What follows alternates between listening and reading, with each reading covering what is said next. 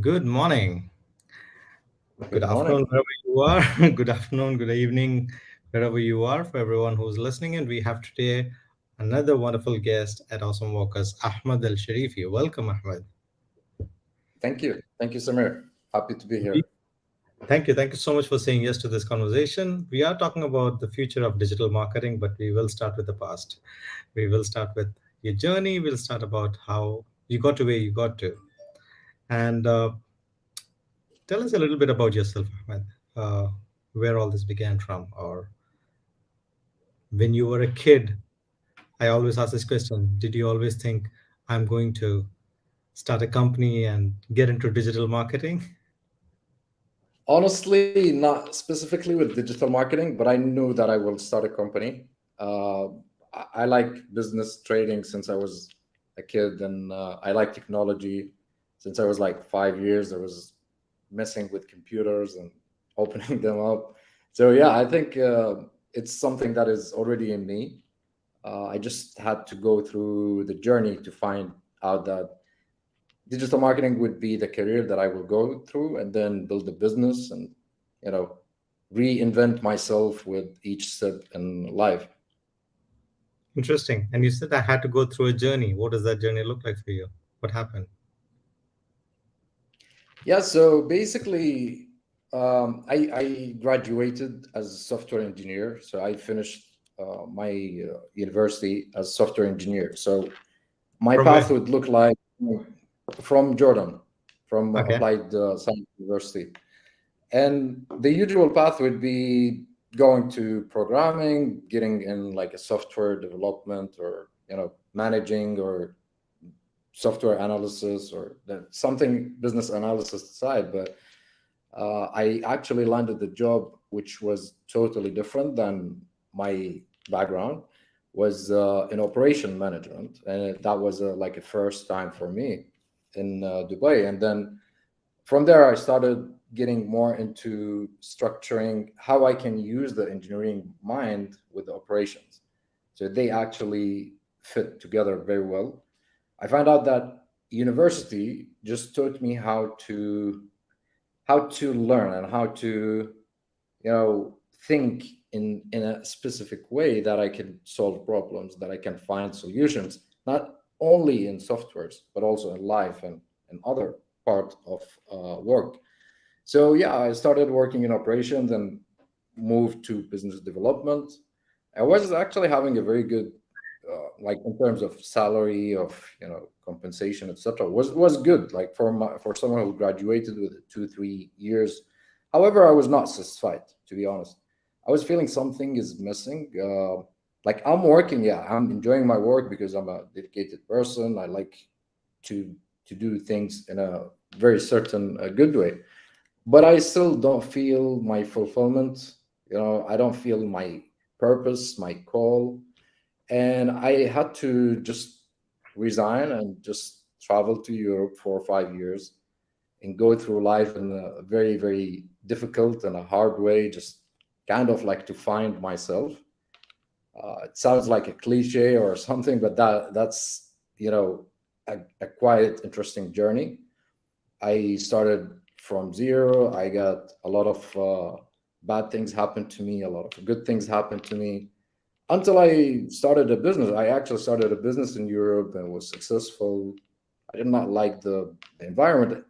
And then I wanted to get back to the corporate world because I knew for a fact that learning from the corporate world would give me a huge advantage. It would, if I want to start a business, and from small size business to medium sized business, there's a lot of mistakes that you need to do in order to learn certain things. However, when you're in a corporate, a big company, the one that has an organization, department, like you have a hierarchy in the company, like Google, which was not something that I knew that I would go to Google. But I had a friend who worked in Google, and I was just chatting with him, just like a friend. And I have a business and a marketing mindset from a long time, and I'm tech savvy, etc. We were having a conversation, and he was like, "There's an opening in Turkey, in Istanbul. Would you leave Europe and shift and relocate and come here?" I said, I don't know. What is it about? He said, it's for the business development in Google Ads, and you have a quite good experience. You worked in Europe, you worked in Dubai, etc. And I just find it like right away. I said, okay, just give me the HR email, and I will get in touch with them. So I did that, and I had to go through a long process of, interviews, 4 or 5, with the operations manager, with the HR, then operations manager, then the regional manager, then again with the operations manager. So it was quite a long process, but I was doing it just because I feel that is something that I want to do. And I closed my business. I had a partner, and I booked a ticket, and I traveled to Istanbul. And within 2 weeks of training, which normally they have a 1 month, I finished that training within 2 weeks, and I just started working like that. I find like this is what I want to do, at least for now. And I learned a lot, to be honest. I would never imagine that I would work for Google.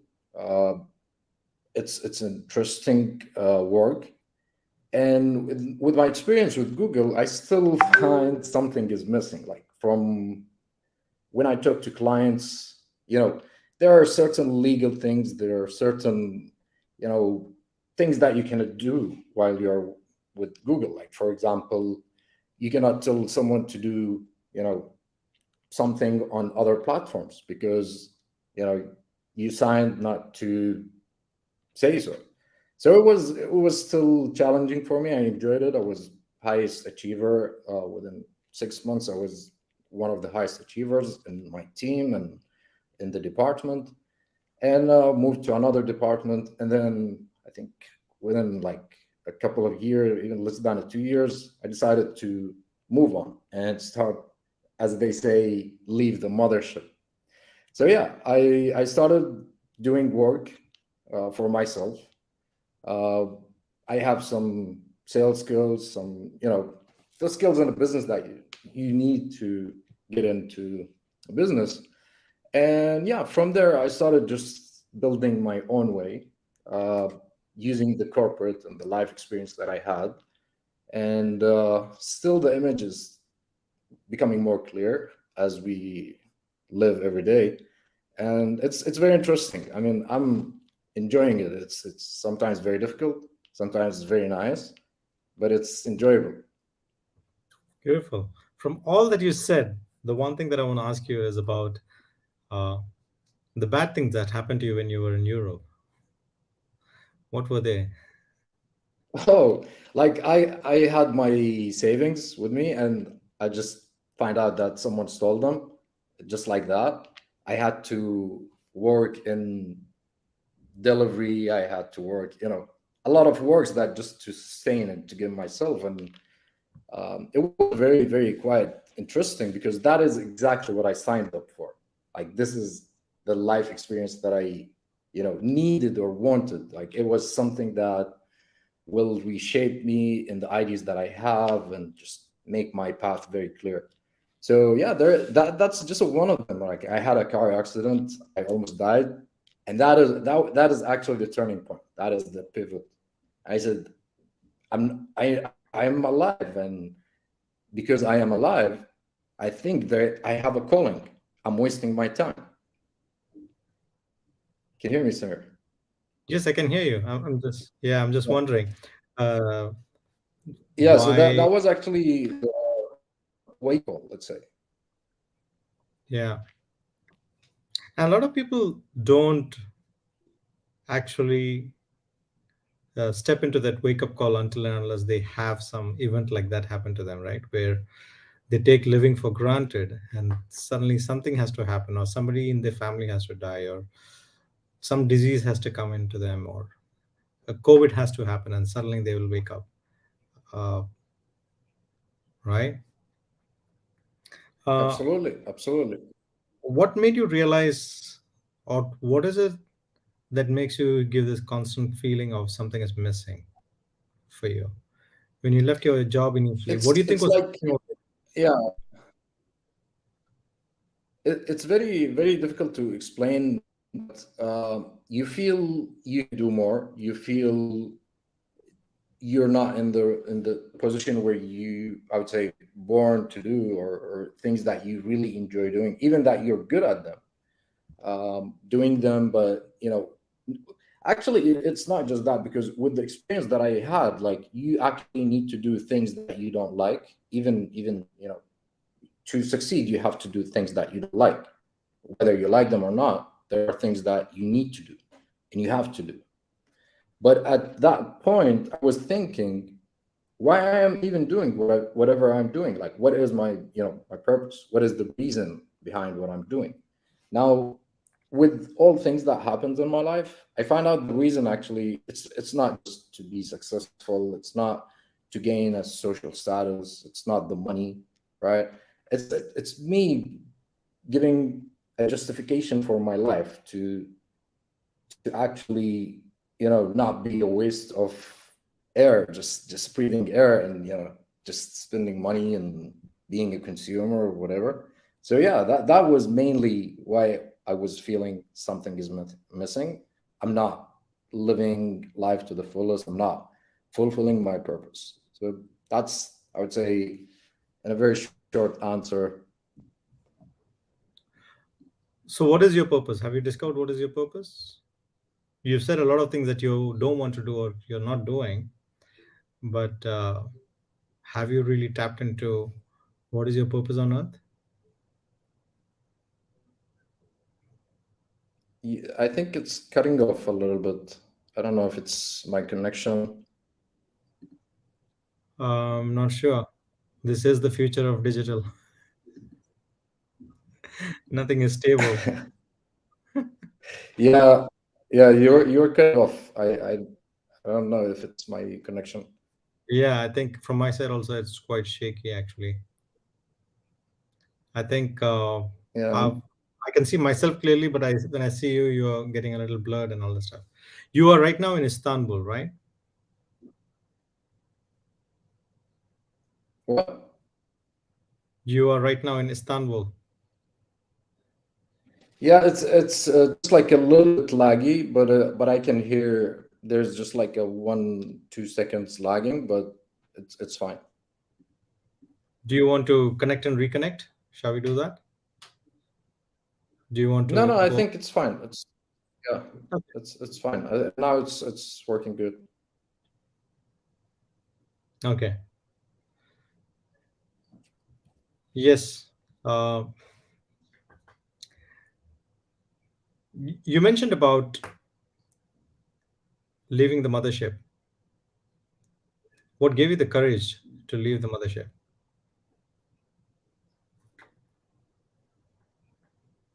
What gave me the why I wanted to leave the mothership? It's, as I said, like, sometimes you cannot help clients or help businesses, because I see them as a human being. After all, it's not just about the business side. They have problems in their business, and you have some answers, but you cannot share with them because you have a an agreement with your employer. So that actually is a little bit limiting. It's something that I'd rather give the full value than just to hold some value on someone that I know that I can help. So that was, to be honest, like, the main reason. And the second thing is, as working for my own self, I have more opportunities. I would say there's less security in terms of the job. We all know that security is, it's not real now. You can see the layoff happening every day. Um, and that was just like my calling, that like, I have to do it now. I already did it before. I just woke up and I took an adventure for 4 or 5 years. I felt that I got the experience that I needed, or the fuel to push me in the right direction that I was looking for. So that was the main reason of leaving the mothership, and fully loaded and fully packed with the fuel, with the destination, and just heading on my way. Uh, what, according to you, is the future of digital marketing? Can you repeat the question? What, according to you, is the future of digital marketing? The future of digital marketing, it's very interesting, to be honest, because we see brands are moving from just a brands to a lifestyle or something that really connect with the clients. Digital marketing, it's changing every day. Every day we're seeing new changes, whether it's technical or whether it's behavior from the technology that we use as well. I think we will reach a point where, you know, the brands, if they don't connect with their audience in the right way, they will lose businesses, no matter how big they are or no matter how, popular they are today. We saw a lot of like Nokia when they started, for example, and they were on the head of their game, etc., and then they just lost it because they cannot relate to their audience. We have a lot of things that shape our decisions in terms of distractions of ads and TV, a lot of things that you can see, but we actually make less and less decisions. So to acquire that attention, it's getting so much competitive, and I think many brands will lose their way in not just in marketing but in the whole business, especially with the economical situation that we might go through. But in terms of the future of digital marketing, I think it's going to be more relatable to us as audiences, because imagine this: you will say, Alexa, buy me a phone, for example, or buy me an iPhone 15, and you don't even know which option Alexa will choose, or maybe it will give you three or five options, right? So the voice and the interaction with the devices is changing the whole digital marketing, because you're not seeing something, you're telling and you're getting some feedback. So it's changing a lot. Also with the AI, basically with speaking with a chat, or texting a chatbot, and it gives you some options. It's same like the search engine, but it will give you lists and list options. So even those brands that will not be there, whether it's a voice, whether it's search, whether any interaction with the machines, they're gonna lose business, right? And we will see many businesses will go out, and people are getting a lot of smart. Like, you sometimes you go buy something and you did your research, you go and you do price, features, a lot of things. So the consumer today is not as, let's say, less educated about what they are buying like they were 10 or 20 years ago. So people are getting more and more smart. They sometimes you go buy something and you know about the product more than the person that is going to sell you. Did you see that happen with you anytime? Like, maybe if you shop for a car or any mobile devices or something, sometimes you do your research because you're investing money in it.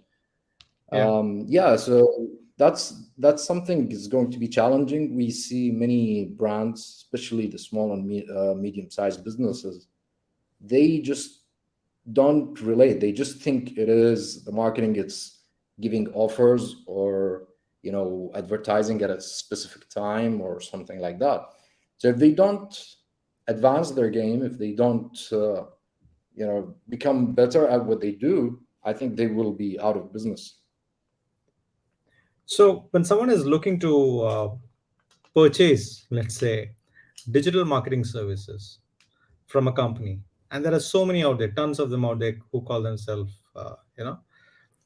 specialists or experts. How do they do their due diligence on a digital marketing firm? Because I believe the relationship is somewhat like a, uh partnership where you don't see Absolutely. results instantly, right? But at the same time, you want to pick and choose the one that is the right fit for you. Uh, Going with the good established ones over the years, I understand. You can just look at their track record, history, and all that stuff. But if you're looking at someone who is a startup, who really is looking to scale up and who is looking to build, what should someone be looking in or looking for while they choose such people?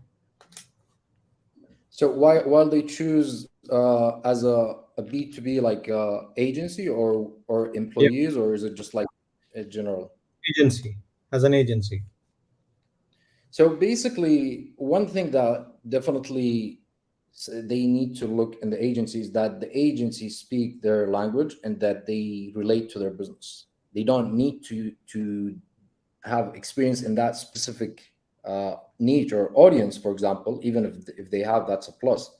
But understanding you as a company and understanding your goals and giving you the opportunity to send your ideas, and then they will transform it to with their expertise. I see many agencies that just actually, it's very sad, but they treat the client as someone who's going to stay for 3 months, and then that's like the lifetime value. So they already looking for new people, and they just have a one a month call with the client, which is definitely something very bad. I see it as you said, as a partnership. So when it's a partnership, you need to give in, definitely they need to see the value that to justify this partnership. They also need to look for you for case studies. Case studies are very good, especially if they are tailored to their business. Testimonials, of course, any testimonials from before, and their knowledge. That's definitely something, because as you said, marketing, it's not like going to happen in one day. It's not like you sign today and tomorrow you're going to get your return on investment. And businesses, they understand this, and agencies, they understand it.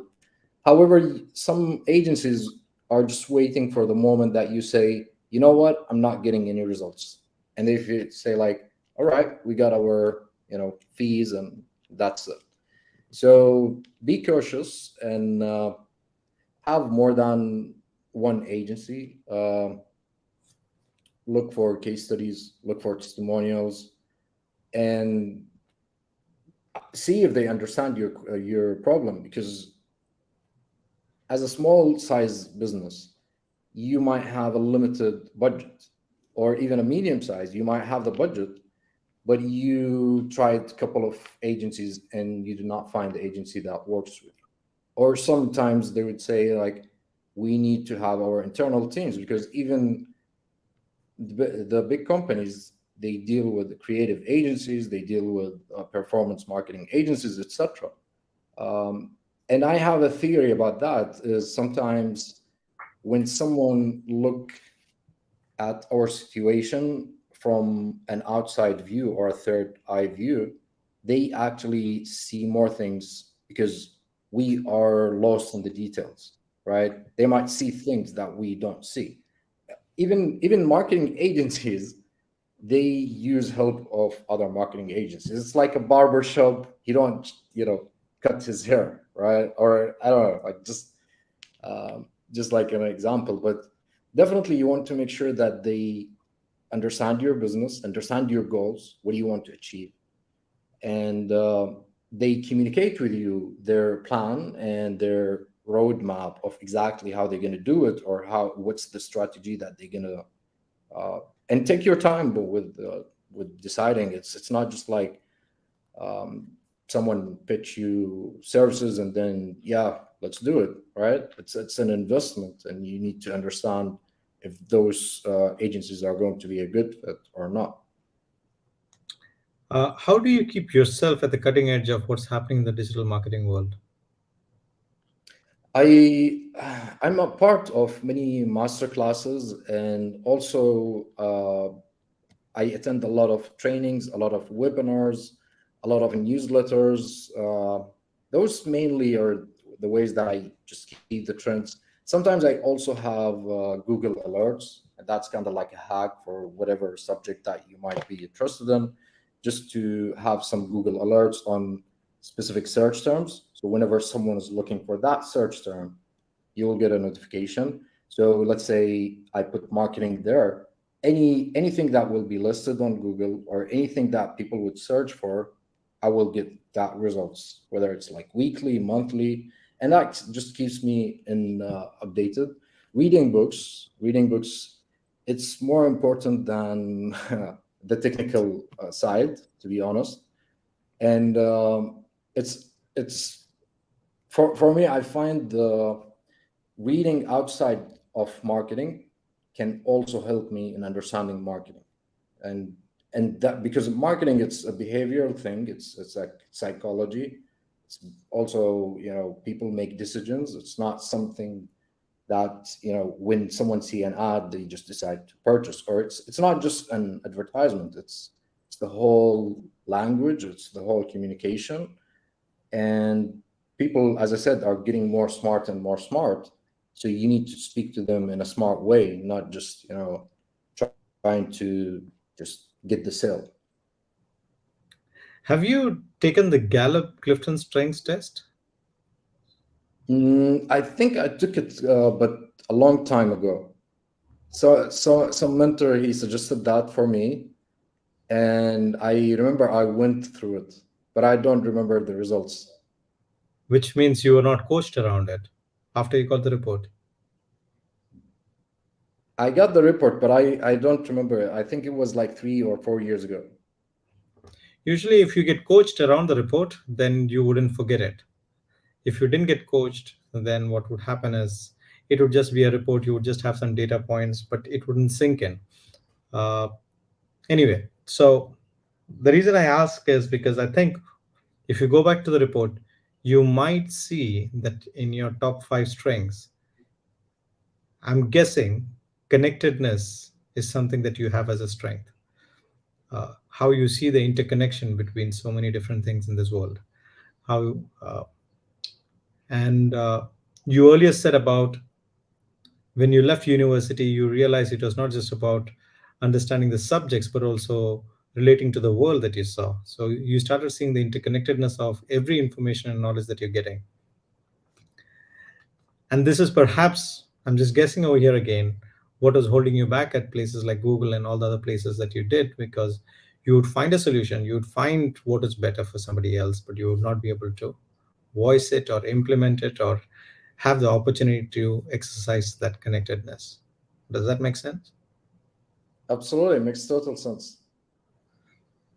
Because when you're saying something is missing, I'm thinking this is probably one of those things that was missing for you when you were trying to go through life and you are not able to exercise the strengths that you had. Absolutely, absolutely. Yeah, it's exactly that. As I remember my feeling at that time, it's exactly that, not being able to communicate it for whatever reasons. Hmm. Uh, if somebody was, what do you think about the impact of AI right now that's happening on digital marketing?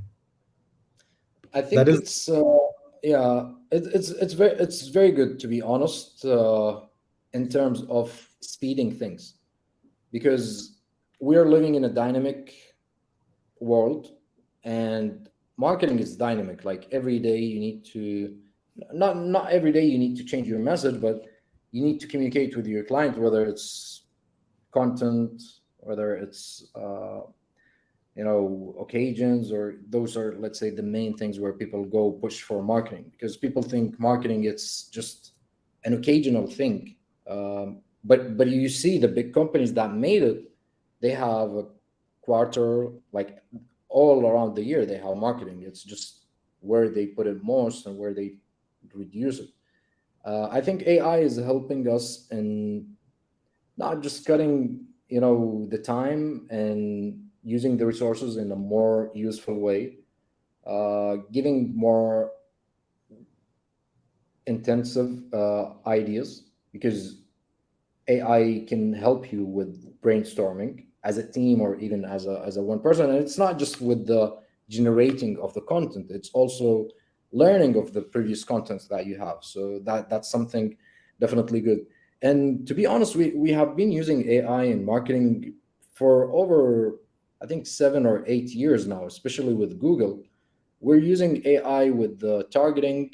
Uh, since 5 years, we started more intensively to use artificial intelligence in finding the audiences and the keywords and YouTube ads, etc.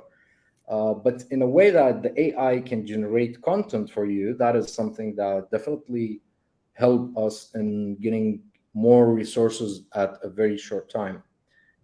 It helped with, I would say, like reducing the amount of people that might be doing certain things, but also leave the high strategy and focus on the main things for people who wants to go in a specific strategy. So I think it's very useful. We're still figuring out AI, like how it's going to impact us in our daily life, not just in marketing.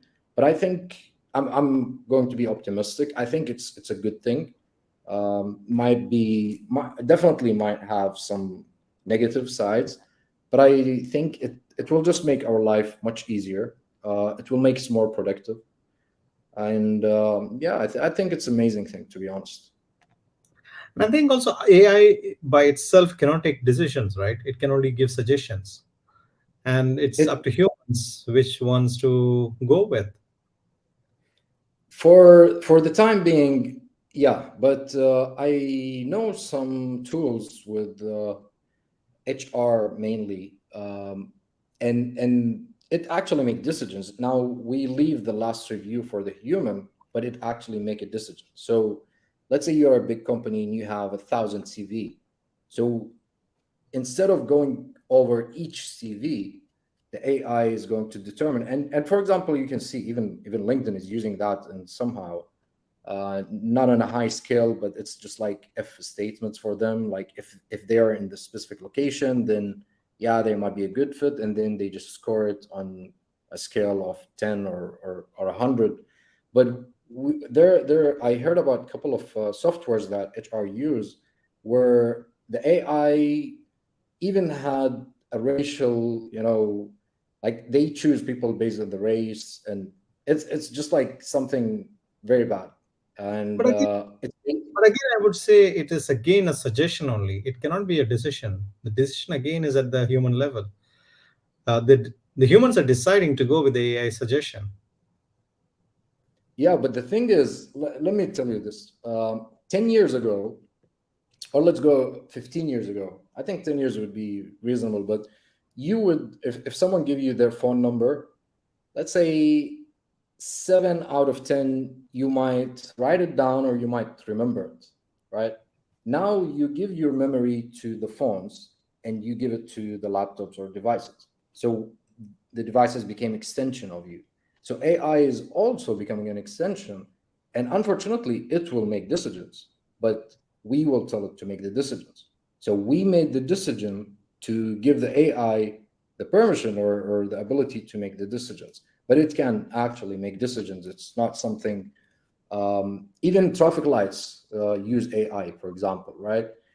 And the traffic light will make a decision to open or close the traffic light based on certain data that it will receive. So based on that data, it can make the decision. It will generate a new data and analysis, and it will make a decision based on what you tell it first will be the best option and how you train the AI. But it can definitely make decisions. True. I was referring more from a marketing perspective. Yeah, even in marketing, like we have seen, whether it's Google or Facebook or any advertisement, or even with the content, the AI would say this is the content that is the most is generating the most or getting the best engagement, etc., and it will push it. So it already made the decision. And what is happening as we advance with the technology is we're actually seeing less data. If I look back at Google Ads, for example, which is my main, like, as a Google partner, this is something that I worked most of the time with. You had a lot of data 5 years ago. You would know exactly which keywords, etc. Now you will get less data and less data.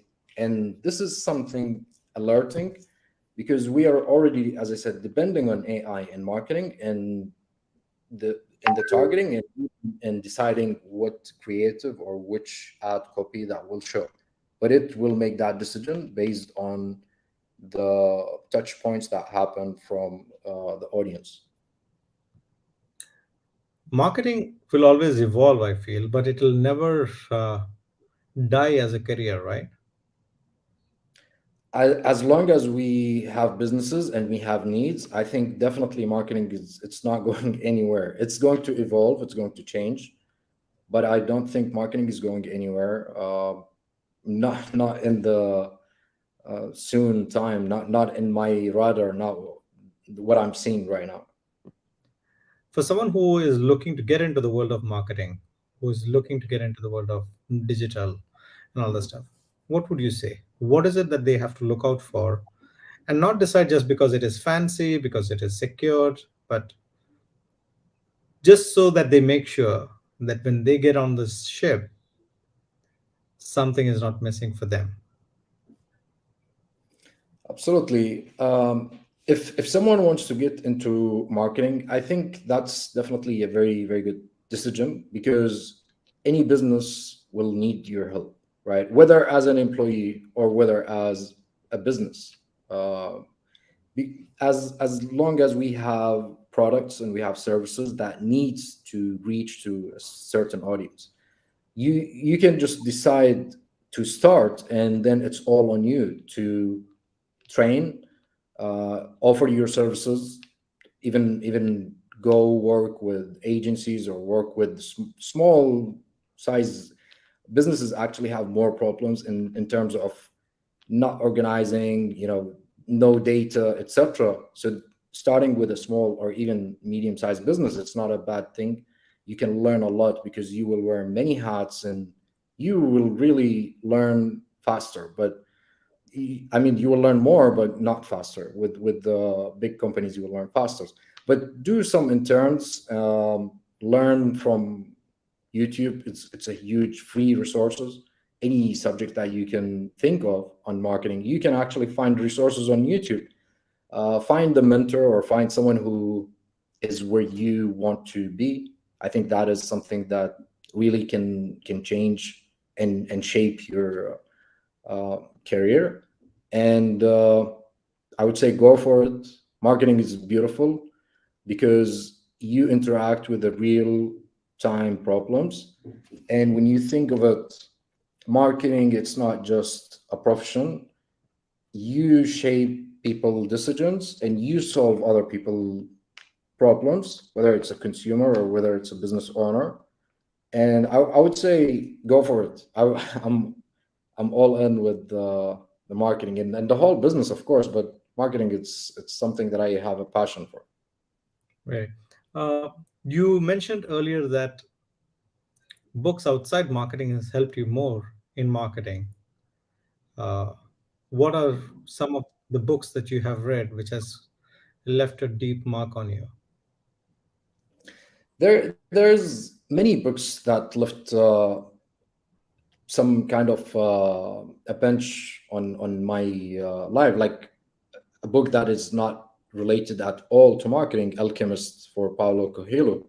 It's just like a story and a journey, and for some reason I find myself in that journey and traveling, trying to find.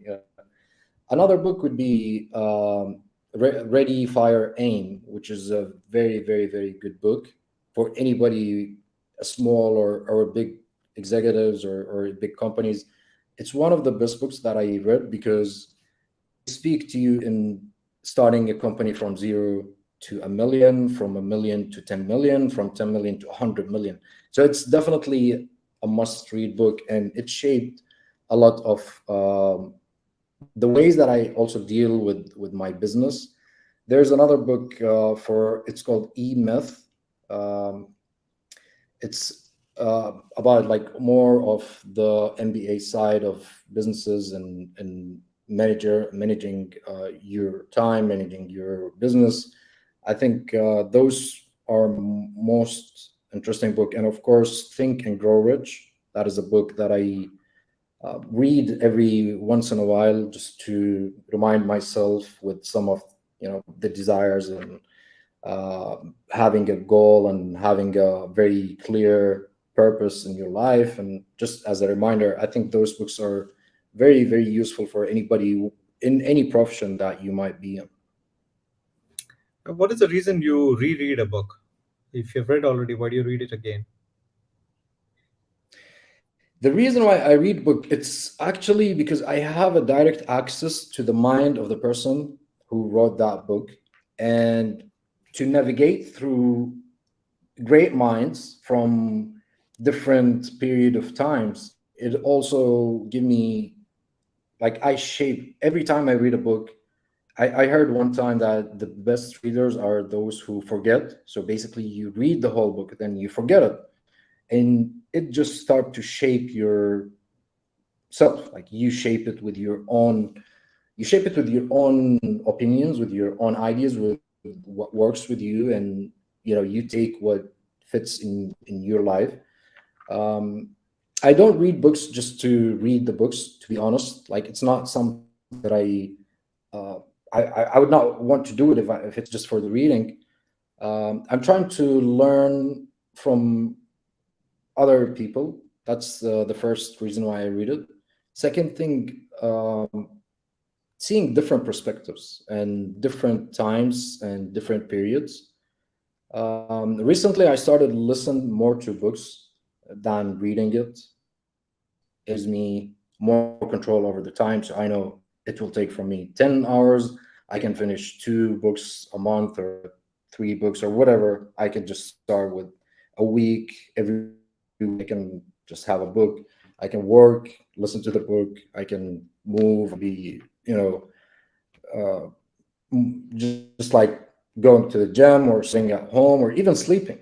And I heard some people who put the headset in their ears and they sleep, and they wake up, and that's it for them. That's like my subconscious read the book. And it's very interesting. And I think it's better to feed it to your conscious and to your subconscious as well.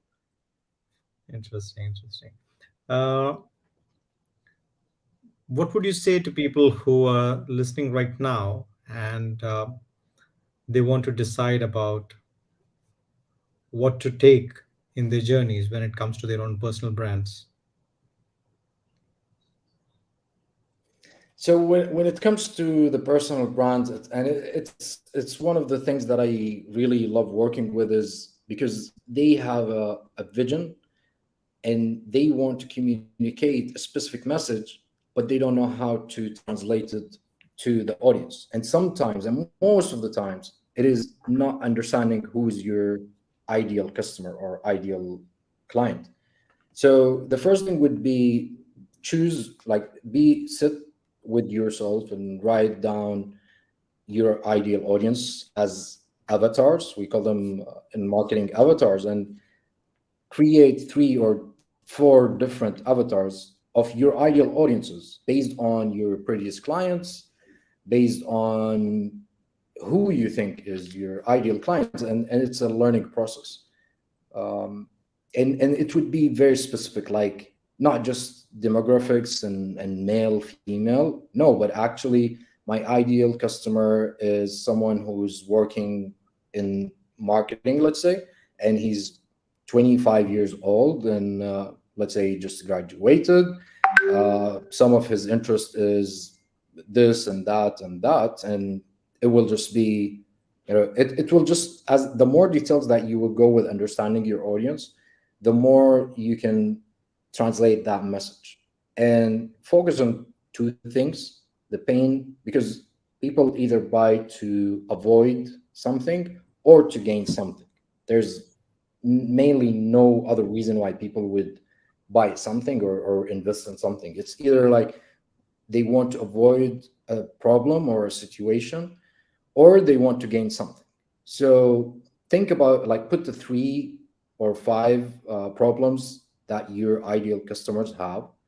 Put 3 to 5 gains that they might have, for example, from the offer. And by understanding the offer, and as I said, like, it's a continuous work.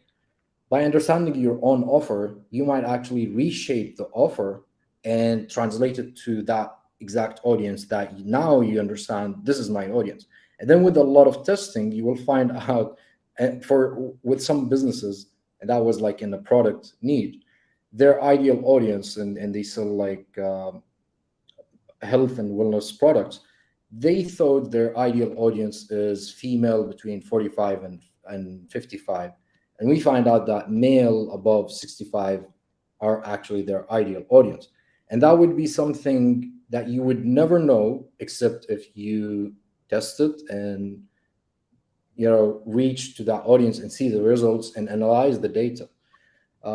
Data is your friend. If you have a personal brand and you're not utilizing the data, it's very useful to make the decisions.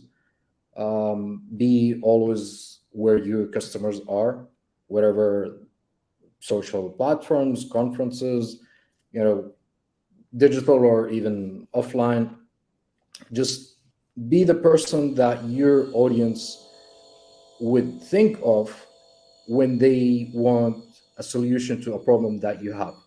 So, for example, if I say about a specific car, let's say I say Mercedes, you have some association with the word of Mercedes, with quality, with luxury, with reliability, whatever it is. So you want to have some words to associate with your personal brand, and this is a very important thing for even a brand, not just like a personal brand. Hmm.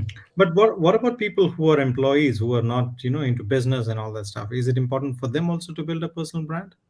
Because I see a lot of people Of who are on LinkedIn who is always trying to build a personal brand in terms of their audience, in terms of their how important is it actually in these days? I think it's becoming more and more important. Your personal brand, it's not just something that even if you have a business that you use, it's who you are. And I think if you can market yourself, and not just market yourself, but actually sell, so it's a marketing and sales to a business, let's say as an employee, you want to sell your services, not in the cheesy way of selling yourself, but in actually selling that you have a value and that they would invest in hiring you. The personal brand, it's going to sustain with you. It's going to be your reputation. It's going to be more than just a personal brand. And some people would miss the personal brand with, that you need to have some sort of a merch or something that you can actually sell physical stuff. That's not the thing. It's who you are. So every one of us have unique characteristics that they might not even know about. uh, and when you focus on your personal brand, it will just make you more sellable, or more marketable to your ideal audience, whether it's a business, whether it's employer, whether it's a family, or it's just it's just like yourself. I don't see a personal brand as a personal brand more than it's just selling your ideas, communicating your ideas. Yeah, being more transparent in who you are is, I think, what is personal brand, right? And Absolutely, absolutely. fantastic. Ahmed, it's been a pleasure.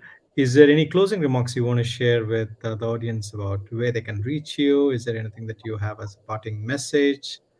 What is it that you would like to share? Absolutely. I would first like to thank you for having me.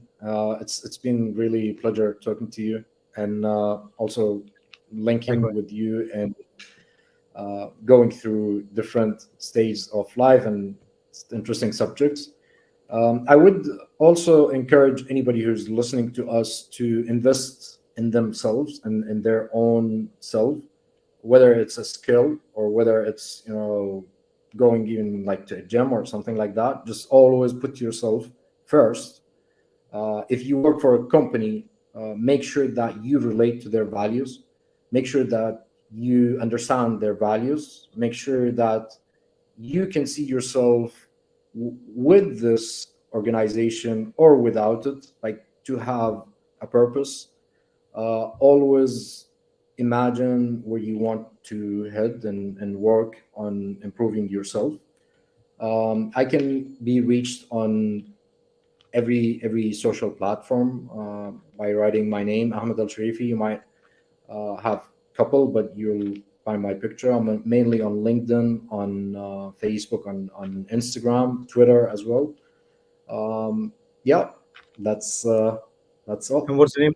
What's the name of your company? I believe you have two companies in Turkey and Yeah, Dubai. yeah. My company name is Big Al Consulting, and I have actually a US based company and Istanbul company. I'm relaunching a company in Dubai very soon because I want to be working on field of UAE market. So that was going to be a new venture that I'm starting, and it's all the same work, the same digital marketing, and yeah, that's the company. Fantastic. So when you land in Dubai, give me a call. Let's meet up, coffee or something. I will actually. I will be there next week, so definitely will be a pleasure Fantastic. to meet you. Pleasure. Thank you so much, Ahmed. Thank you. Have a beautiful day, and we'll catch you. Take care. See you. You too. Take care. Bye bye.